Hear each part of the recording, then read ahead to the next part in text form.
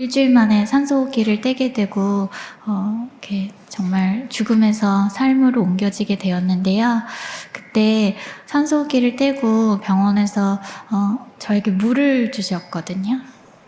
근데 그 일주일 만에 처음 마신 물이 얼마나 시원하고 맛있었는지 몰라요. 살면서 그 전까지 한 번도 그렇게 물이 맛있다고 생각해 본 적 없었던 것 같아요. 제가 그 물을 마신 이후에 지나왔던 시간들은 정말 상상할 수도 없는 그런 고통의 시간들이 저를 기다리고 있었지만 저는 그때마다 그 물맛을 기억했던 것 같아요.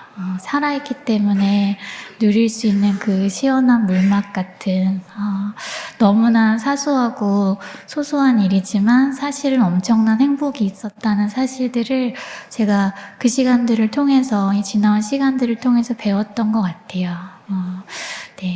사진 하나 볼까요? 제가 병원에 있을 때 찍은 사진이고요. 저렇게 이제 눈, 코, 입만 내놓고 온몸을 붕대로 감고 있었어요. 피부가 없으니까 붕대를 대신해서 감아놨는데 감염을 다 막아주지는 못하거든요. 그래서 아침마다 굉장히 강한 진통제를 이제 저에게 주사하고 이제 소독을 하기 위해서 화상 치료실에 데리고 가고 했었어요. 아팠던 얘기하면 내년까지 할 수도 있을 것 같았는데 참 감사한 건 하나님께서 그 고통을 고통으로 기억하지 않게 하시고요. 사망의 음침한 골짜기를 떠나 푸른 초장으로 옮기시는 하나님의 지팡이와 막대기만 기억하게 하신 것 같아요. 이미 제 나이보다 훨씬 넘는 횟수의 숫자의 그 수술을 받고 있고요. 지금 지난주에도 수술을 받아서 지금 아직 좀 몇 군데 붙이고 있어요. 근데 참 지금까지 수술을 받는다고 하면 굉장히 이렇게 막 어려워하시는 분들 계시더라고요. 근데 저는 괜찮거든요. 수술하면 나아질 수 있다는 것도 진짜 감사하고요. 저는 수술 받을 때마다 마취라는 것이 있어서 고통이 느껴지지 않는 것도 진짜 너무 매번 감사하고요. 다리에서 피부를 떼어다가 목에다 옮겼는데도 그게 또 잘 살아주는 게 너무너무 감사하더라고요. 제가 이 감사를 배운 건 그렇게 병원에 있을 때였어요.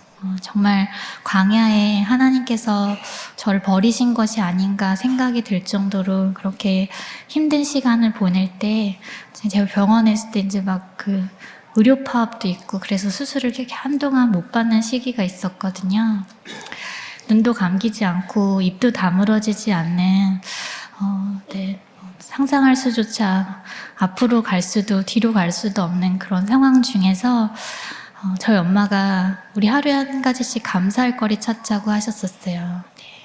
눈에 보이는 것들이 다 원망하고 싶고요. 하나님께서 사람들의 말처럼 어쩌면 나를 지금 벌하고 계신 것이 아닌가 막 그런 착각이 들고 있던 그 시절에 저희가 감사를 하기 시작했어요. 다 원망할 것밖에 없어 보였는데요. 감사할 것 찾으는 것도 있더라고요. 짜증나게. 그냥 제가 처음으로 걸어서 화장실 가게 된 날, 그날은 그거 감사하고요.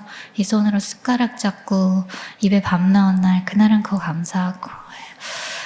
살아있어서 우리 목소리 들을 수 있어서 감사하다고 말도 안 되는 감사들을 시작했어요.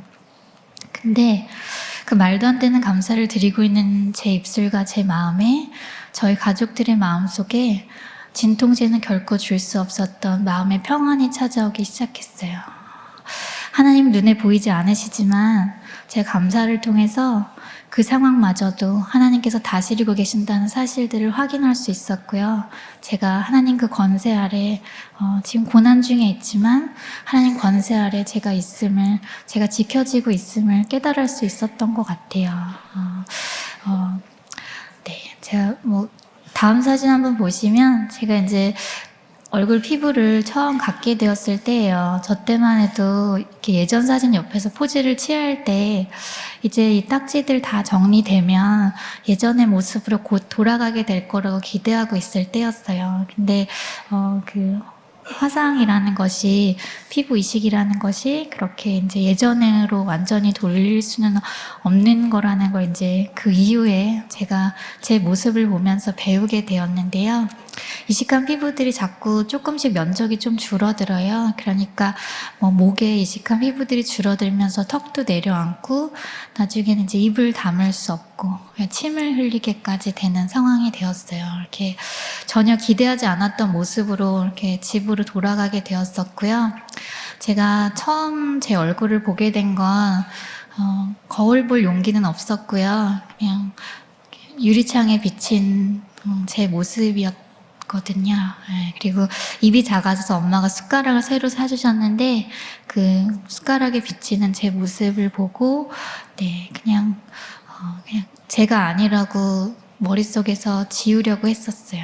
그냥 외계인 같더라고요. 그래서 내 얼굴이 아니라고 막 이렇게 저를 세뇌시키고 있을 때 어느 날 이제 제가 현실을 보게 된 거예요.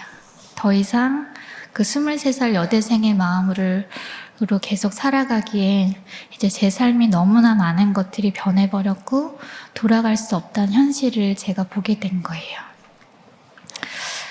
현실을 보고 나니까요, 마음에 절망이라는 것이 찾아오더라고요. 절망이 여기를 가득 채우고 나니까 제가 할 수 있는 일은 딱 2가지가 남더라고요. 하나는 아파트 옥상을 찾아서 올라가는 거였고요. 또 하나는 하나님을 찾아보는 거였어요. 몇 시간을 고민을 하다가 제가 엄마한테 교회에 가자 그랬어요. 한 번은 따져봐야겠더라고요. 그래서 교회에 가서 불도 못 켜고요. 맨 앞자리에 엎드려서 기도 아닌 기도를 하는 거예요. 하나님 나 어떻게 하실 거냐고, 살려놨으면 대책이 있으실 거 아니냐고. 그렇게 전지전능하시다면서 왜 나한테 아무것도 하시지 않는 거냐고 막 따지고 물었어요. 몇 시간을 물었는데요. 하나님 대답이 없으시더라고요. 종종 그러신 편이시잖아요, 그분이. 그래서 아무 소리도 못 듣고 집에 돌아갔고 그 다음날 늘 다니던 교회니까 예배에 왔는데요. 제가 함께하던 성가대가 앞에서 멋지게 찬양을 하고 있는데 저는 그 밑에서 남들이 볼까봐 모자를 눌러 쓰고 마스크를 하고요.